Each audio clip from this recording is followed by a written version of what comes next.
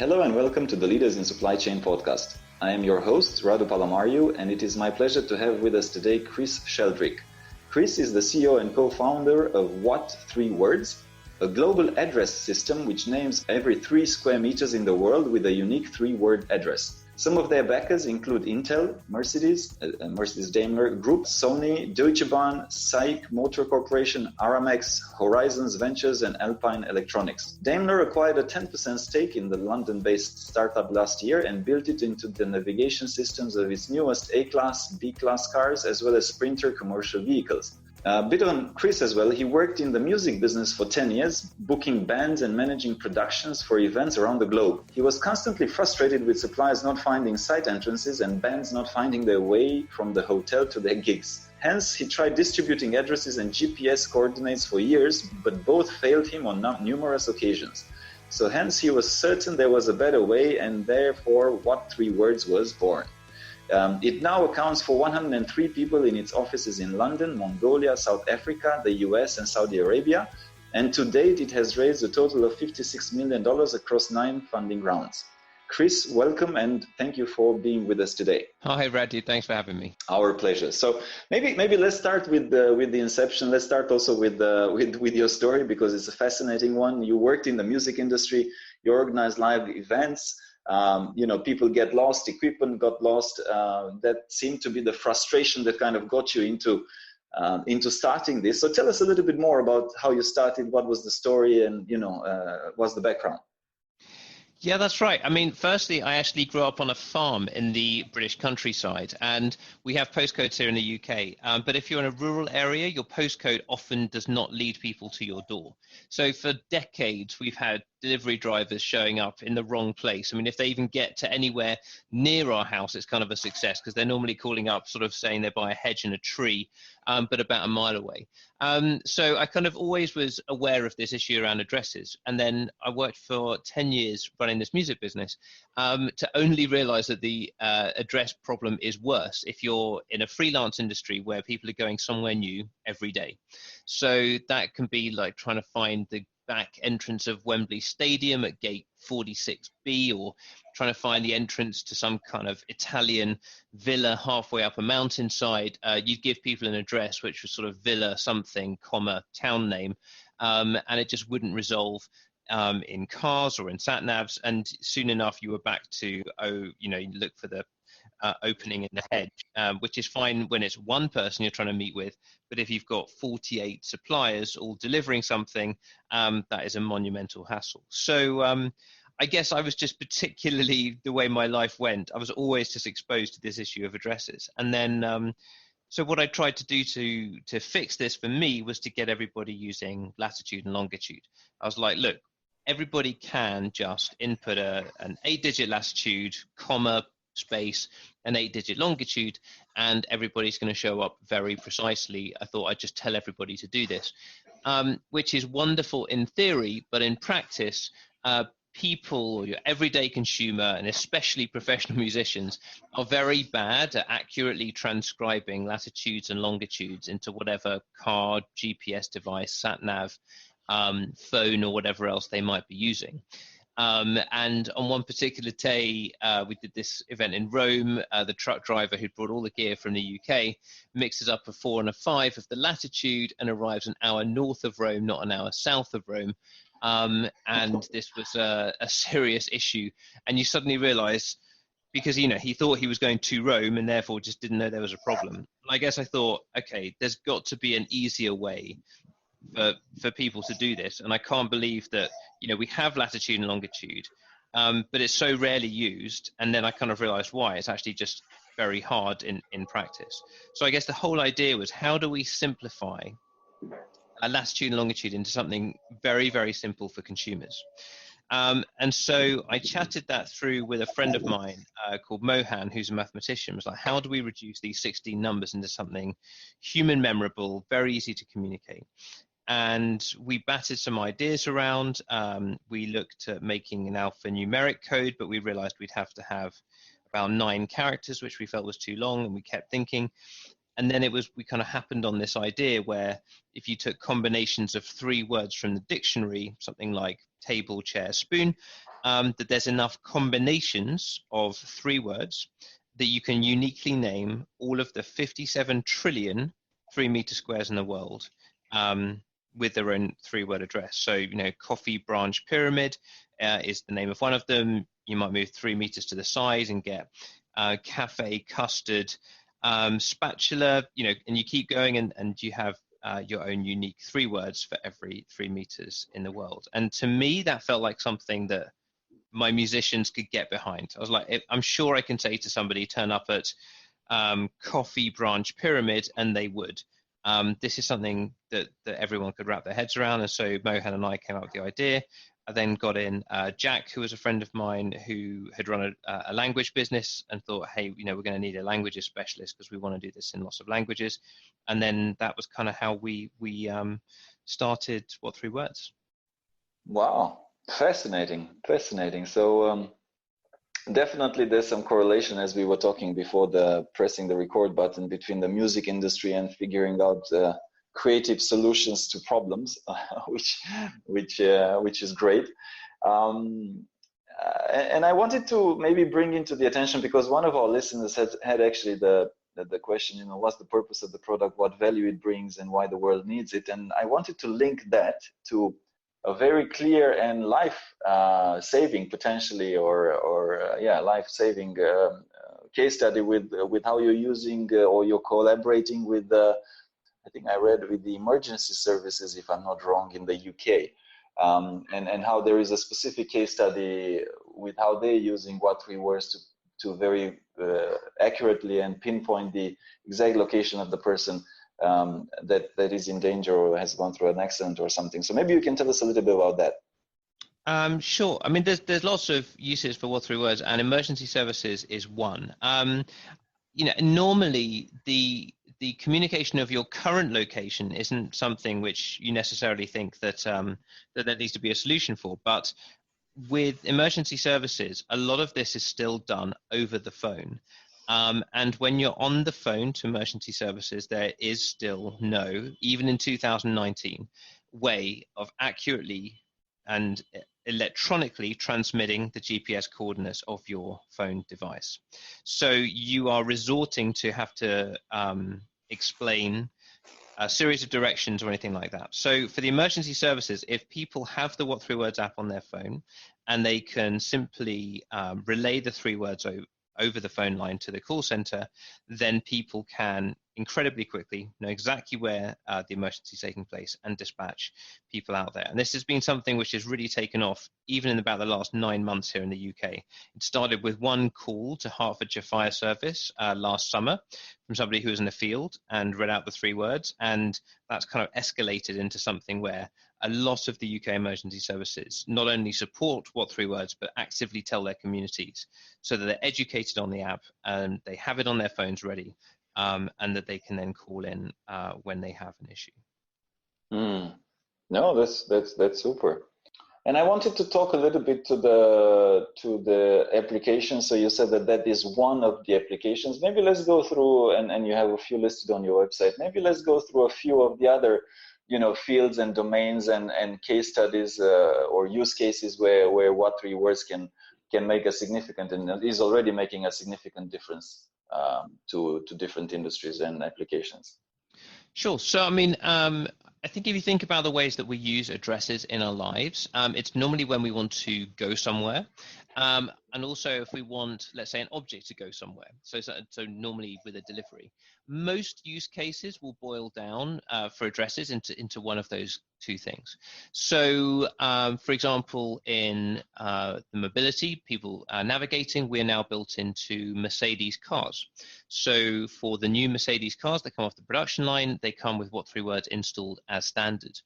And that means you can get into your car, you say, hey, Mercedes, navigate to what3words, index home raft, as an example, and the car will then navigate you straight to that 3-meter square. And that is something which is rolled out globally, and it's just a big sign of the way that whole industry is going, which is how do I make the user experience in the car as straightforward as possible? I think everyone wants to get away from twisting the dials and all the things we had to do kind of 5 years ago, or even now in a lot of cars, to sort of clunkily input things into that head unit. Turn the car into a voice assistant, and then what3words helps because it's a very simple way by voice that you can accurately and uniquely specify where you want to go. You'll get away from all of those issues of road names being duplicated in the same city. Oh, is it that Victoria Road, or is it that Victoria Road? And just very simple by saying a 3-word address. Now, after Mercedes, we're also now in Ford cars, something called the Ford Sync system, and it means that you can now speak a 3-word address to a Ford car. And again, you can navigate to anywhere you want to go. And you will see shortly there'll be more cars which support what3words in exactly the same way. Now, really, this use case is what then extends to apps. So you've got apps like NavMe, the world's biggest offline navigation app. Put your 3-word address straight into NavMe. Even if you have no data, NavMe will give you turn-by-turn directions to where you want to go. So we are just, I guess, talking to all of the big players in that automobility sector to get what3words integrated as a standard. Now, if you then look at the e-commerce and logistics field, this is exactly the same kind of thing. People want to get somewhere very specifically, but it's normally about taking an object. So it is, let's say in e-commerce, I've bought something, I want it delivered somewhere. It may be where I am now, but it may be where I'm not now. It may be at my office and I'm at home, or vice versa. So I need to give a specific place where that package is going to be dropped off. And this process works to varying degrees wherever you are in the world. It's generally easier if I want to go somewhere, if I know where I'm going, but in a delivery case, generally speaking, the person does not know where they're going. And so it's really, really important to be very precise for that delivery company to get it right. So that is how we're working. Our first deal was with the Mongolian Postal Service. There was a very forward-thinking board member there who said, we want to be at the forefront of this technology. Fast forward, and we're now used on e-commerce checkout pages throughout the world. So there's, for example, the iStore in South Africa. If you order an Apple product, you'll be invited when you're doing the checkout to input your 3-word address. If you know it, because it then will help their courier service find you. There's an online grocery company called Wadi in Saudi Arabia. Saudi Arabia really struggles with a lack of address infrastructure. And again, exactly the same thing. On the checkout page, you will see that invitation to put in your 3-word address. And that's it. It's always the same. It's always the same use case. It's always the same way that it's delivered, which is a widget on the checkout page, which helps people put their 3-word address in. It's then about getting that passed to the delivery company and making sure that their systems are able to use a 3-word address or latitude and longitude, which it translates to, at the back end to make that delivery. I guess aside from those two main use cases, you've got things like drones, which are now much more popular, and even people experimenting with drone delivery. Well, how are you going to tell the drone where to go? Because a street address is actually a pretty large area, and often the pin drops you on the middle of a building, whereas for drone delivery, you need to specify, is it the front garden, is it the back garden, is it the bit around the side? We need to think far more accurately. So yeah, I think everything that we're doing boils down into one of these core use cases. You got me really curious. Let's talk a little bit about Mongolia. I mean, that's a fascinating. How did that come about? I'm just personally curious because you said there was a very progressive thinking board member, but how did it come about? I mean, it's not the first country that you would think of, right? I mean, definitely they probably have some, and you can think vast amounts of land for sure. But how did you end up, opening up such a strong partnership in Mongolia? Sure. So I was actually at the World Economic Forum meeting in Dalian, China, and met this board member from Mongol Post there, and we got chatting. And he at first said, he actually wasn't a board member of the Postal Service then, but he was a huge fan. He then called me back when he became a board member and investor in the Post Service, and said, actually, Chris, there's a huge opportunity here in Mongolia. Yes, there's a vast country, many of it without address infrastructure. But once he actually saw firsthand the issues the Postal Service were having, it's when he said, look, there's an opportunity here to transform this country. And he's an influential guy, and he brought us there and helped us with a lot of publicity and got us, I guess, into popular culture there as well. A lot of people tell us when they're around Ulan Bator that they will be going to a cafe and they will see a 3-word sign in the window, which is a big piece of work which was done a couple of years ago to sort of ingrain what 3 words into the fabric of society. And people there, I mean, there's I think 20 plus e-commerce sites now in the country. I mean, it's a relatively small e-commerce scene, so that's most of them, and they will all have those what 3 words fields on the checkout page. And it's something that just repetition in the society gets things known and used. And when you don't have a way other than directions, people really wanted to have something very simple to use. And you'd even see in the most recent Lonely Planet guide to Mongolia, you'll see that printed next to every single point of interest in that book is the 3-word address. So it just helps any travelers getting around the country get to exactly where they want to go to. And that happened totally organically because the author of the guide went to Mongolia, saw that what 3 words was being used, and therefore added it into the book. So I guess it's just a great example of how through one innovative party you can spread the word and rally an entire community around doing something new. Yes. And I mean, it's not necessarily about the nuance. It's about the utility and the fact that it's so practical and it was so badly needed. Yeah, I find it fascinating. Obviously, Mongolia is a huge amount of land, and there's other countries like that in the world. I guess you just need to identify. Well, you need to identify the forward-thinking board members of postal services, right?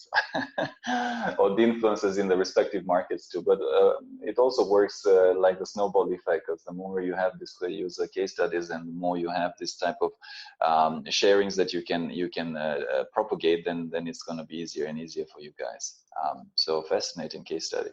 I wanted to also kind of go into a little bit further into because a lot of our audience is from the supply chain side, from logistics, e-commerce, last mile side. So in the world of e-commerce, which is a booming world, right, which is basically double-digit growth most of places in the world, right? So here in Southeast Asia is growing like crazy. China, obviously, US, Europe, pretty much everywhere.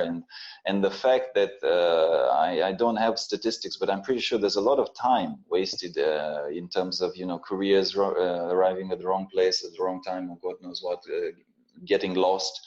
Have you done any specific or more, do you have some case studies or some sharings that you can bring to the table in terms of this kind of help that you've lent with the what 3 word type of solution to the final mile logistics and e-commerce delivery issues that are currently being in different markets? Sure. I mean, I think that the issue of couriers getting lost and time and money being wasted is universally understood across that industry. I mean, quantifying, I think UPS have a figure that for every driver per mile that they waste, it costs the business $50 million per year. And I'm sure that's going to be consistent across anybody operating at that scale. And when we've actually quantified it with our customers, and these are people like QuickUp in London and Aramex in the Middle East, you're talking, huge savings between 20 and 40%, depending on what the scenario is, that you can knock off just because people are going to the wrong place. And often that's happening in the last mile or two, where they think they're near, but actually just not being able to locate the front door means that the driver is going around in circles, or even sometimes can be incredibly close. But if they can't get hold of the customer to understand exactly where that entrance is, then you have this problem. Now, as soon as that extrapolates through every driver, every delivery, this is a huge problem. And I think that people are aware of it. It's a case of how they are going to respond to actually getting a solution put in place, because the the e-commerce logistics world is complicated. It's normally the logistics provider who is the one that really cares about this issue the most, because these losses are on them. But actually, it's the e-commerce customer who is the one directly interfacing with the consumer. So you have to get everybody moving in harmony. You have to get the e-commerce customer to get a 3-word address widget on their checkout page. And you need to then have a logistics company who are prepared to deliver to a 3-word address or a latitude and longitude, which are basically interchangeable, and be able to respond to that and not rely on street addresses. And this is actually a bit more elaborate than it sounds in practice to get everybody making that change in parallel. Ideally, you have an e-commerce customer who has their own logistics arm, because then all of the incentives are totally aligned. But that's not the way that most of the market is, and they're two different companies that you have to deal with. You then have the issue of, well, if people using routing software and the way that it flows there, does one have to get the routing software to integrate? Sometimes the answer is yes, sometimes no. And all of the component parts, this is what is actually needed to get something like what3words working in the sector. It's not as simple as the mobility sector, where you just plug it into whatever that navigation bit of software or hardware is and go, great, consumer puts in 3 words, navigates there, done. The e-commerce, logistics, supply chain industry is far more complicated about the flow of information, and it takes more effort to get a new system like what3words integrated. I'd love to go a little bit, because therein lies the crux of the challenge, right? I mean, great idea. There's a lot of great ideas in the world.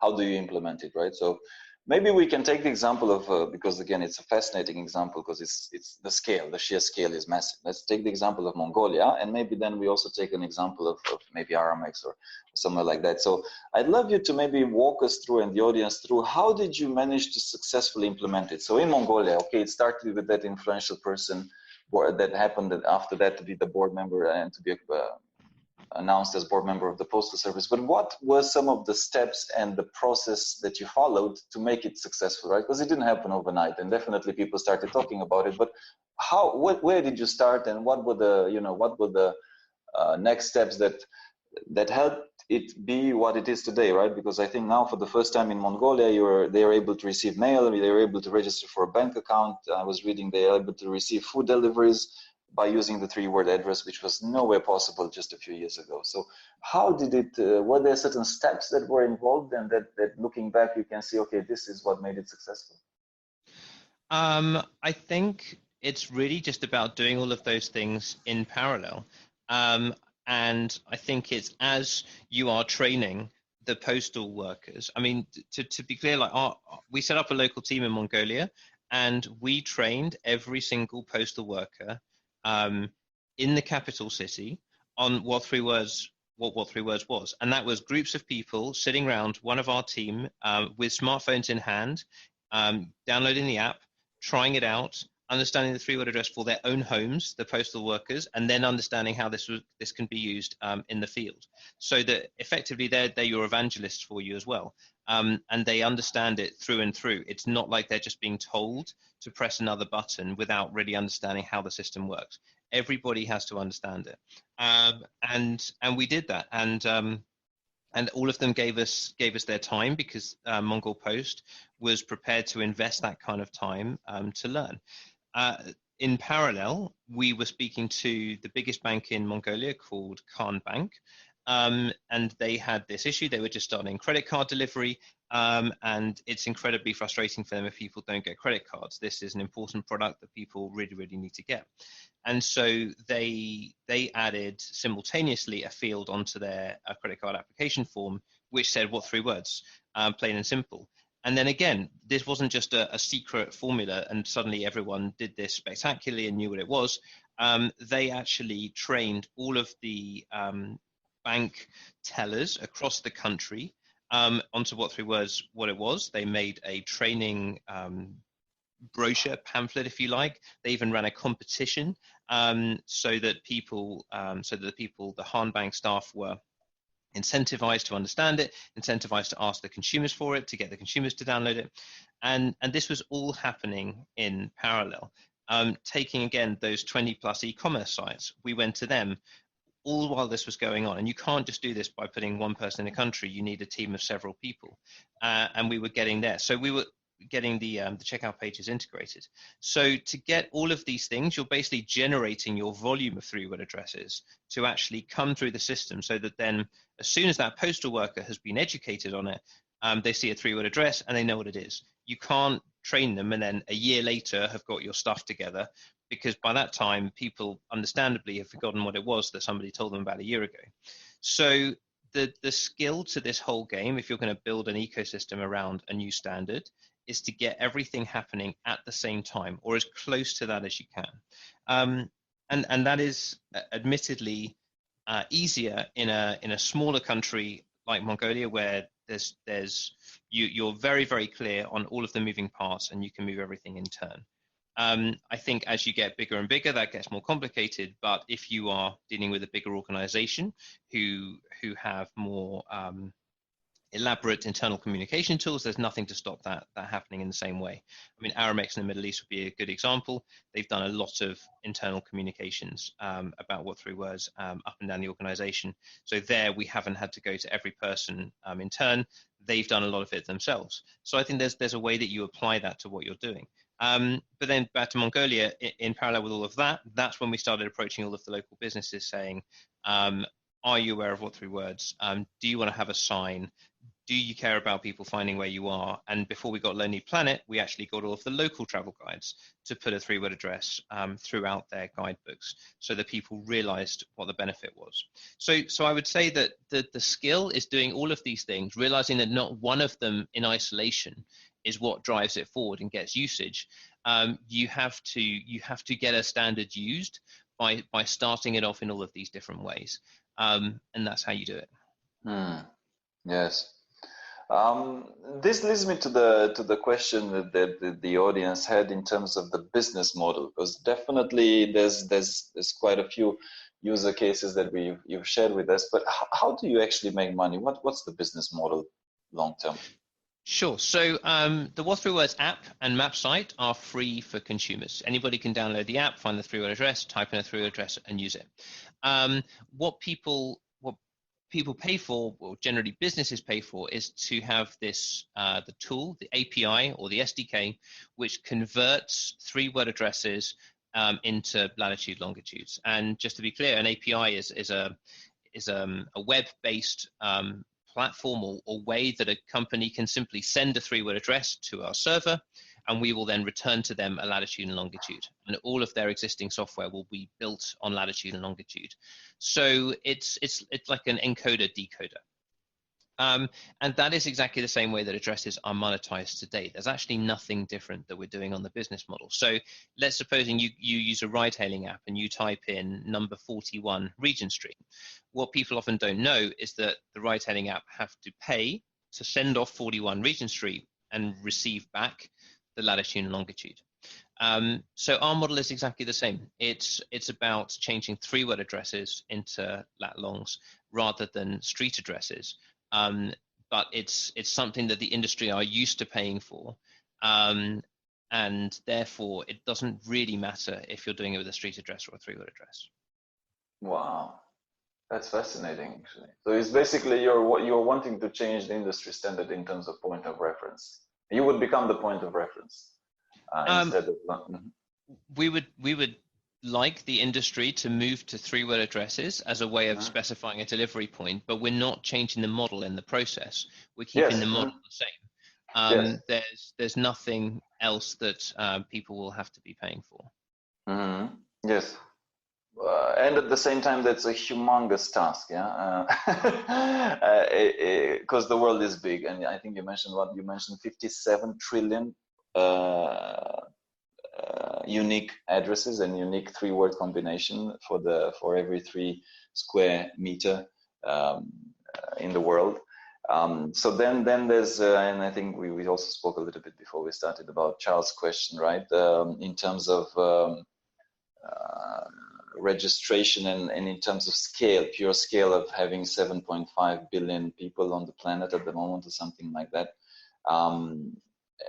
it's humongous in terms of overall getting more and more and more of that population and more of these institutions and postal services and all of that to come, and local governments. Of course, Mongolia is a great example, but there's a lot more to come and on board your system, right? So how many do you have registered, and how do you see it scaling? So you have enough of the global population to have that actual global scale.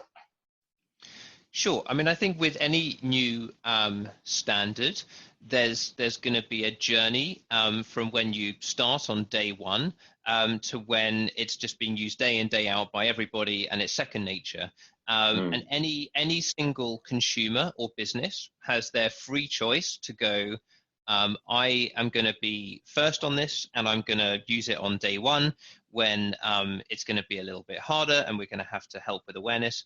Or people can say, I'd like to wait right until the end, until this is so ingrained in the fabric of society that this is just very easy for me to take off the shelf. Everybody knows what it is, and we will do it at that point. And every day we come into contact with consumers and businesses, and people are at varying degrees along that scale as to what works for them, as to when to take it up. I mean, when the UK emergency services started looking at it, it was when that first person, so you've got a particular sort of things that have happened here, right? So the person called up who knew about what3words, who was in a field when there was a fire, and they also felt confident enough in it to be able to use it in that stressful situation and say to the emergency services, have you heard of it? You've also got the emergency services who had heard of it, and they said, sure. And once that particular environment had happened, the emergency services felt able to then tell other emergency services to use it. And at that point, and we'd told people about it in the sector before, but of course, until you get over that hurdle of, well, when is the first emergency call going to happen with a 3-word address, you struggle to get momentum. But of course, once you start, off you go from there. So you find actually there's quite a few people on that spectrum of adoption who may not want to be first, but they may want to be nearly first, if you like. Yes. Exactly the same with the car companies. Now that Mercedes have integrated, so many car companies are now keen to have a look at it because they're realizing that this is a new thing for the sector, which feels more trusted to them, which feels more credible, and therefore they're really keen to be kind of not quite first, but very fast followers, if you want to use that expression, to then bring this in. Now, there are still companies that you talk to who go, we would only like to adopt this kind of technology. We would like to be the last ones because that is just the way that this company operates. That's normally the reason they give. We prefer to do everything last. We don't like we don't embrace innovation. They'll often be quite open about that and say that they will only take things when it's enormously trusted, and that's the way that company works. So I think one can't sort of ignore that or push through it and say everybody should be first and everybody should be happy to be the ones to bring this new innovation in. But in turn, you've got to go, okay, fine, I'm talking to a company who or a person who wants to be much later down that process and say, that's fine that you've been integrated in this, fine, you've been integrated in this. However, until 7 billion people are using it, it's not for me. And that's cool. And there's just no point. There's no point spending a lot of time on those people and companies. You have to go for the ones that matches what your state of the business. And when you walk through the door, there are people who today will say, wow, I am incredibly convinced by what3words, the product, incredibly convinced by the brands that we have on board today who are using it. And this is the time that they're going to jump on board. And those are the ones we're entirely focused on, because then it gets us to that next step, and on you go. I think my point is that you can't please everybody, because everybody has their own time they're going to jump on something which works for them, whether that's smartphones or any other kind of technological standard or revolution. Everyone has their own criteria for when they want to join. Yes. I guess the next thought and question that comes to my mind is, how do you select, because again, your pool of potential clients and potential people that would find that? I mean, of course, it would be. I mean, at the ideal state, right? When you're finished, when your mission is done, if ever it's going to be done. But let's say when most of your mission is done, the whole globe is mapped, right? But right now, at the phase that you are, in terms of finding those early or very early adopters and identifying them, and not spending too much time on people that will come only at the very, very last stage and that are kind of resistant to change. Because you have such a multitude and palette of potential clients, how do you find, I guess, and decide? Because you can't be speaking to everybody, right? So I mean, I saw, and you have had a lot of successes recently. Then you've shared you did the integration in South Korea's Kakao Map, right, which is the largest Korean online platform. You had the launch in Mexico, in China. Also, I saw that you had the integration in the Cabify app, which is kind of the Uber version in South America, if I'm not wrong. But how do you kind of find this case studies, clients, potential clients, and correctly identify fastest? Okay, these are the people that will most likely use this fastest, and not spend so much time if there's a process around it, on the other people that maybe are slower in the adoption. Sure. I think that's something you get better at identifying over time, and deciding what you will and won't concentrate on as well. I mean, a lot of times people call us up and say, you must come to X country because there's a huge problem with addresses, and if you come here, I'm sure that this will be adopted incredibly quickly. And you have to really judge which of those you're going to go after, because of course you have a limited team size, and there's only so much of the world you can be in at one time. And so we, I guess, strategically work out what is likely to lead to what, and which things ideally are geographically centered in the same place. So take Kakao Map. There we met a company who are incredibly forward-thinking and innovative. Hugely ticks the box there. It's a great household name within Korea, and it also now leads to a lot of expansion opportunities for us in Korea, because Kakao Map actually drives so many other services. Yes. So it's somewhere that we've had an eye on for a while, went and spent a bit of time there, and because we're also now spending more time in China, it makes sense, because geographically they're very close to each other, for us to work on both simultaneously. But I think it's one of those things you've got to look at, how big is the country, because sometimes, like with Mongolia, at some points you're looking for something small in a more sort of controlled ecosystem, and then sometimes you're looking for scale in what you do, and you want to go somewhere where there's a lot more consumers. And I'd say, like many businesses developing, it's kind of like an elaborate game of chess, but even more so with what3words, because it's a standard that you want more consumers and businesses to adopt. And that additional validation you get with every single new company or adopting it, you're often looking for the first in a particular sector, or if the sector is slightly different to the last one, what are you trying to get from this new integration that you want to talk about? And those are often different things. Sometimes it's pure consumer numbers, sometimes it's that validation of a particular use case, and then you've got to throw geography into the mix as well, and you've got a fairly large matrix that evolves. But I would say that a lot of it's just based on good common sense of the things that we've learned, and maximizing our time on the ground wherever we go with our team. Yes, I mean, ultimately you're about 100 plus people, right? 103 people in 5 offices, so there's a lot of countries, there's a lot of different businesses. So you need to be very good at, and I'm also guessing that out of the 100 plus people that you currently have on your staff, maybe half of them or more do more of the coding things, and not all of them, of course, are in commercial sales partnership side of the business, right? So it has to be a very focused approach, because you don't have infinite resources. And also you need to, I'm also thinking, and having run businesses and having helped a lot of businesses throughout our consulting arm as well, it's also a matter of making sure you don't run out of money, right? So you are doing all of this whilst at the same time making sure you don't run out of fuel for the company as well, and you're able to fund it. And of course, the moment you start attracting these big brands, like you mentioned some in the car manufacturing side, it's very good. It's almost like a stamp of quality, rubber stamp of quality that you're on the right track. and one of the listeners was wondering, right, if you were to look long term beyond the navigation solution, how are you thinking? I mean, again, he's kind of asking the question that I've kind of answered, but I want to ask you because I might be wrong as well, right? And he's asking how to adopt the method in the daily life of individuals, in a sense that, do you imagine someday that we'll basically just be giving our address to a friend coming to visit by just saying the magic 3 words combination? I think you've kind of answered that, but anyways, I'll ask it again. It's because it's a different way of asking it. Yeah, I mean, to be honest, like, people have been doing that already for years. It just depends on who you are. Like, this is actually not the big leap. It's really simple to just tell your friends, hey, come to a dinner party at word, word, word. This is the first thing to do. People are doing it throughout the world. But I guess that comes down to the adoption curve.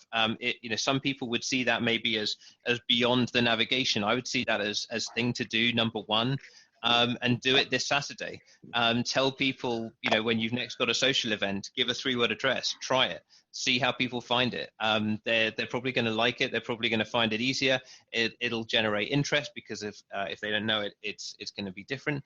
But they're going to see the value in it.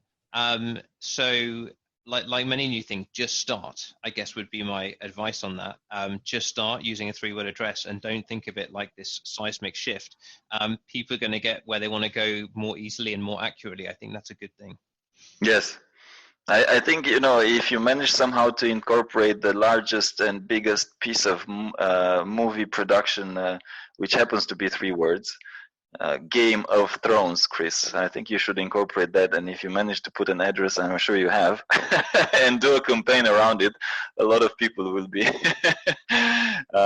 you can play with it, right? Yeah. Guttingly, there are no 2-letter words in English, so you won't find any ofs. Advise you not to read into the words in terms of meaning.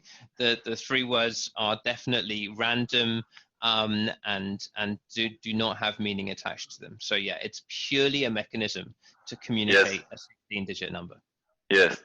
Well, I mean, talking also about getting people just curious, that would work for, when we communicated over email, and when I communicated also with Kate, if I remember, your assistant as well, and when I saw on her signature the 3 words address to your office, it definitely got me thinking, because sometimes, of course, I knew your story, but when you see it, actually, it's like, wow, that's actually interesting. So it's also a matter of getting the buzz out there for you guys, because it's scale. It's scale, and the more people talk about it, the more people try it. Some will eventually implement it, and then the word goes out even further. Another question that I found quite fascinating and interesting, and it can be more and more of relevance in the context of deliveries and all of that, is the plans and the question whether you have any plans to incorporate height. Because an address would take the delivery to the front door, but whether the consumer lives on the 1st floor or the 5th floor is a pretty big difference. And of course, for deliveries in cities, that will be extremely valuable information potentially. So I don't know. Do you have plans also to incorporate height? Does that matter at all, or not so much? Yeah, I mean, height massively matters when you're making a delivery, because a lot of things are indoors and not on the ground floor.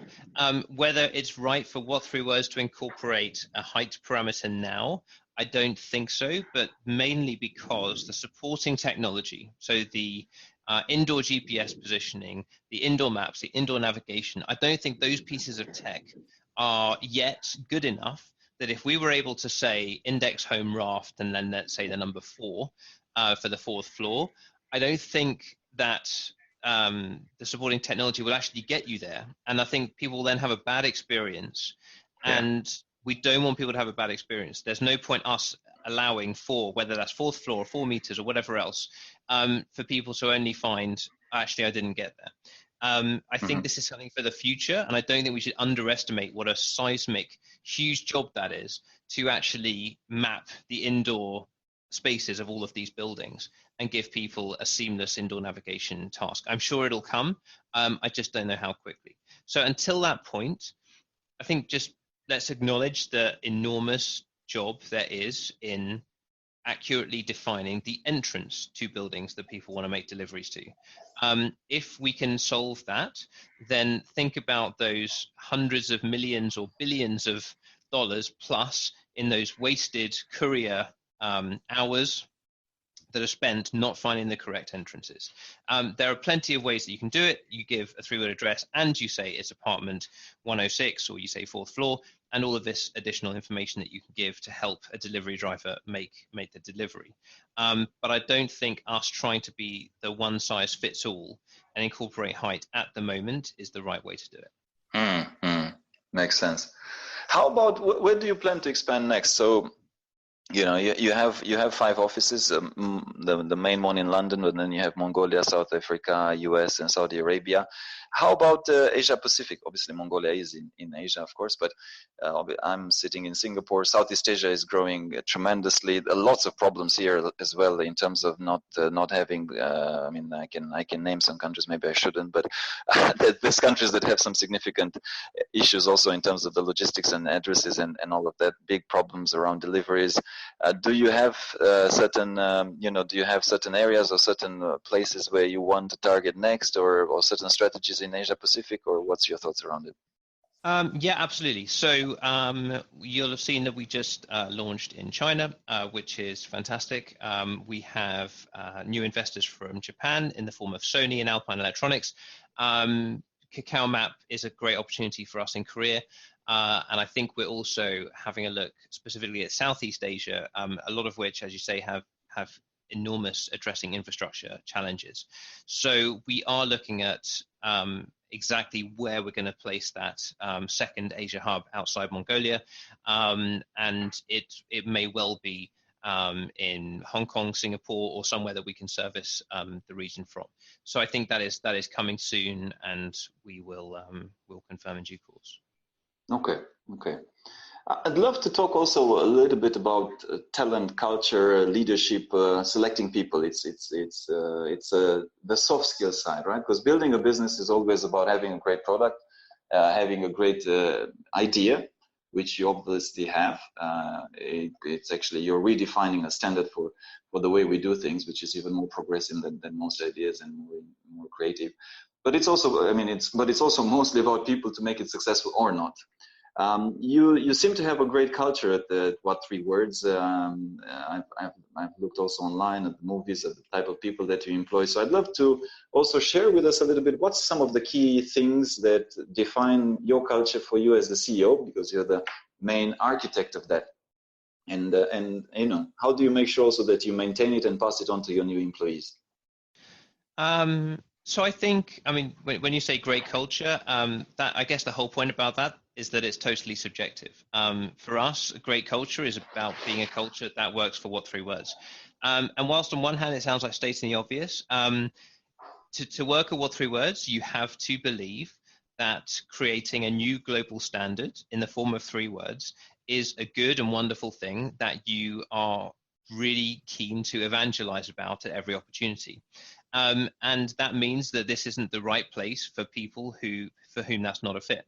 This sounds like stating the obvious, but let's say if you're coming here to sell what3words, what you're really coming here to do is to evangelize about what3words as to why people want to join what we're doing, as in other businesses who we partner with and who will be our customers at this point in the journey.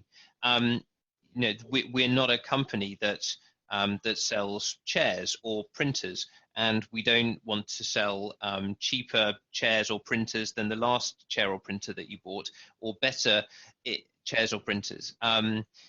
It's not that kind of sale because it's so different. And I think that it's just about embracing that and going, okay, this is the type of company we are. Come here if you're totally excited by our mission and what we're doing, and making sure that those are the people that we see and we talk to, and those are the ones who end up joining our company. But realizing that we're not right for everybody, and therefore the culture does grow exactly like that, because we're just totally upfront about it. And I think that being upfront about what you're not as a company is as important as what you are. And by being absolutely crystal clear about the mission that we are on, people can make their own decisions. And how about in terms of, let's say, when you're hiring people, and there's obviously a certain soft skills attached to that, certain traits attached to that. So believing in the mission and believing in the vision is very important. But are there some other characteristics that you look at on the soft skill side in terms of, okay, knowing, okay, this is a good fit, this is not a good fit? I think, I mean, it's variations on the theme that I was saying before. I think just by the nature of what we are, which we're a global first company, our strategy has always been to be active in a lot of parts of the world simultaneously. And therefore, our team is constructed of a lot of people who are very worldly in nature. I mean, when a lot of people come in, like there's one guy who'd like cycled around the world once, and that was kind of part of his pitch to us and why he was appropriate, and that was a really good pitch to us because it means that he's seen a lot of stuff. He knows innately the problems of trying to find your hotel when you are stranded in X country, and that for us is as important as anything, that people firsthand understand and get what3words without us having to say what3words is good because of this. And if you live on a street that's never had an address problem, and if it doesn't resonate to you on a personal level, then it may not be right if you're just struggling to understand it. And a lot of the UK is well addressed and doesn't have the problem. So I think for us that's the most critical thing. If people firsthand have encountered all of the ways in that the world is different, specifically around addresses, then that's what makes you an ideal fit for our team. Yes. How about the hard skills, technical skills? Because obviously you're hiring a lot of technology people, programmers, data scientists, and all of that. What are some of the hardest tech and hard skills to find and to attract or to retain when it comes to the common days? Because obviously you're competing also with the Googles and the Facebooks, and on the technology side, there's a lot of options for people to join companies, right? How about yourselves, right? So what are some of the skills, the hard skills that you're looking for, and how do you attract those people to what3words? So one of the things that we're expanding into really fast at the moment is voice and voice search. So when you've got an Amazon Alexa device or a Google device or any of the smart speakers and assistants, if they've got no screen, you have a particular tension around addresses that I guess is more concrete than it has been when you have a screen, which is if I want to uniquely tell this voice assistant where I want to go or where I want something delivered, as soon as you've got two streets with the same name in a city, you have a problem. The fact that there's two Lonsdale roads in London is a problem. If I say I want to get this delivered to Lonsdale Road, London, number 14, well, which one? If I want to get it delivered to Victoria Road, London, well, which one? And so from our point of view, we are now furiously making what3words a plugin for all of the main smart device, smart speaker, smart assistant systems which are driven by voice. Now, a lot of people, especially those on the tech side, are really interested in voice. Voice is not as straightforward as it often sounds. You have to work out what people might have said, because there's no such thing as like an exact match. When you have somebody who types something in, you can work out what did they type exactly. When you're dealing with voice, that's no longer a thing. It's all about confidence scores and what do I think somebody said versus this, and you never get 100% certainty. So what3words was designed, and we made this decision very, very early on, to design it in a voice-friendly way. We put table, chair, spoon in one place. We put table, chairs, spoon in another place, to specifically help a voice assistant work out which one the user meant based on where they are. Now doing all of the intricate coding for this is actually a really interesting tech challenge, and we've got a lot of people here who are loving building all of this stuff, because it just makes a voice assistant something you can actually rely on versus something that you get frustrated with because it gets it wrong enough. And I think that's, again, back to cars. That's one of the reasons that the cars are really keen on building us in, because actually they are building themselves into voice assistants. And I think that the number one issue consumers are having with their cars at the moment is the fact that the voice assistant doesn't work as well as it's marketed to. So is somewhere where our tech and product teams are really, really interested in. It's a fascinating space for all us to be throwing ourselves into too. So I think that you'll see a lot more from voice assistants in general, and I'm sure in the e-commerce, logistics, supply chain world too, but also with what3words, because we are such a good fit for that particular product. And also, it's super short. I mean, from a practical and pragmatic angle, I mean, some addresses are bloody long. I mean, and just realistically, I mean, I'm sitting on a pretty long street here in Singapore. So by the time I finished, even if it's by voice, which I typically would not do, and typically most cars, even, I mean, as you said, it's about accents and it's about tone of voice, tonality, and they get it wrong. But it's also long. I mean, okay, I mean, when it compares 10 seconds to 3 seconds, but it's still, I mean, I think people like the simplest way, right? So for now, probably voice is not as used as it will be in a few years, but at the point of that, it will be also about how quickly can you say the address, right? So obviously, absolutely. I mean, think index home raft really didn't take me a long time to say. I didn't have to give a town, a city, an area, a region, a country. It was just done. And yes, sure, I have to help by saying apartment 301, but the crux of it, the main bit, which is narrowing me down to a 3-meter entrance somewhere on the planet, took me about a second to say. And I think that is the point, as you say. Latitude and longitude or any other long, complicated code is really unwieldy for voice.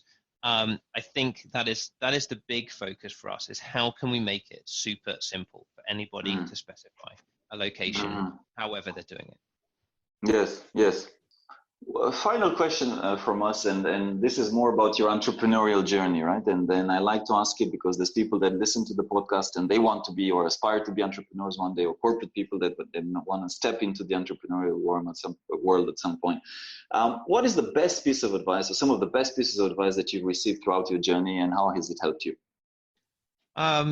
I would say there's a combination of things, which probably sums up the two things that we have to do. I mean, one is absolute persistence. A lot of people, when we started, before we had any validation, a lot of people do want to see something. And when we started, we were going, hey, we think, a great way of having an address system is to say sponge, cabbage, rhubarb, and that's only 3 meters square. And until you've got any sign of validation at all, the number of people on that who are going to be, let's say, first on that journey with you are much smaller. And you just got to push through that. You just got to know that you will gather them, you will find them, and that you will get to that next step. And I guess a lot of people say to us, what3words is a good idea or a great idea. But I guess what comes hand in that is that if you have, in inverted commas, a great idea, a lot of people will see it as something which is different. And for people who don't like change, that's a problem. So I guess if you have an idea which feels new and different and bold, then you have to expect an equal and opposite force in some ways, saying actually this is new and not in a good way. If you have something which doesn't feel so new, you maybe won't be told it's such a great idea, but then you maybe will have less opposition. But there's always like there's no situation in which it's win-win. But what I'd say is just absolute persistence and determination. If you believe what you're doing works, and you are convinced on the use case, even if your mission is as bold as ours, which is to change the way that those 7 billion people talk about addresses, just push through and find the people and businesses who want to be first, who will propel you to that next stage. And I think second to that would be I always think about the kind of inventions that got through when they seemed that bit kind of different at first. And I often go back to the idea of the guy who first stuck wheels on a suitcase, late 70s. And before that, we all used to lug our suitcases around by having to carry this thing, which was really heavy. And on one hand, this wasn't a huge technological invention, right? It was a wheel and a suitcase, of which we'd had both for quite a long time. But it took a while for someone to stick the one on the other. And actually, it took him 6 months to get a single department store to stock a suitcase on wheels, because everybody said it looked a bit weird, even though they could see it was useful and clearly made carrying a suitcase much easier. And sure enough, once everyone gets past that first hurdle of, well, I tried it and it was good, and I like it. Sure enough, I'm pretty sure everybody's suitcase now has wheels on. This is one example. You can see countless examples in this vein, but it's just about believing in what you're doing and finding the ways to standardize things which have felt new. And then everybody looks back on and goes, well, of course. And that's really the whole ethos of what we do here. Is there's a massive, bold mission, but that's a good thing. And we work really hard to deliver on that. Well said. Well said. And the crux of it is also the fact that you have personally, and you're scratching your own itch. You have personally gone through the pain. You have started with your own personal pain of, in the music industry, of people not finding ways and getting lost, and equipment getting lost and all of that. So there is definitely a personal pain, and usually the most successful businesses also start with the founders scratching their own itch. So that's also a good starting point. But Chris, I must say you definitely got me convinced and hooked, and I will be trying out what3words. I haven't done it yet, if you can imagine. And since I claim to be a specialist in supply chain and logistics, I better get my act together. So I will. Yes, after our chat, 3-word address. I will for sure. I promise you, and I'll send you the proof that I've done it. Really appreciate our sharing. Appreciate you coming and joining us, and all the good stories and case studies and learnings that you had so far. And we wish you a successful and continuous journey. And I really hope that next time you come to Singapore and we go for dinner, I'll give you the 3-words address for it. That sounds great. Thank you so much, Radu. My pleasure. Thank you for listening to our podcast. If you liked what you heard, be sure to follow us on radupalamario.com/podcast for all the show notes, links, and extra tips covered in the interview. Make sure also to subscribe to our emailing list to get the news in the nick of time. If you're listening through a streaming platform like iTunes or Stitcher and you like what we do, please kindly review and give us 5 stars so we can keep the energy flowing and get more people to find out about our podcast. I'm most active on LinkedIn, so do feel free to follow me to stay tuned for our latest articles as well as future guests for the podcast. And if you have any suggestions or any other idea, please feel free to write to me. I respond to all. And also, please make sure not to miss our next episode, where we will be having a few other C-level and top leaders in supply chain joining us. Stay tuned.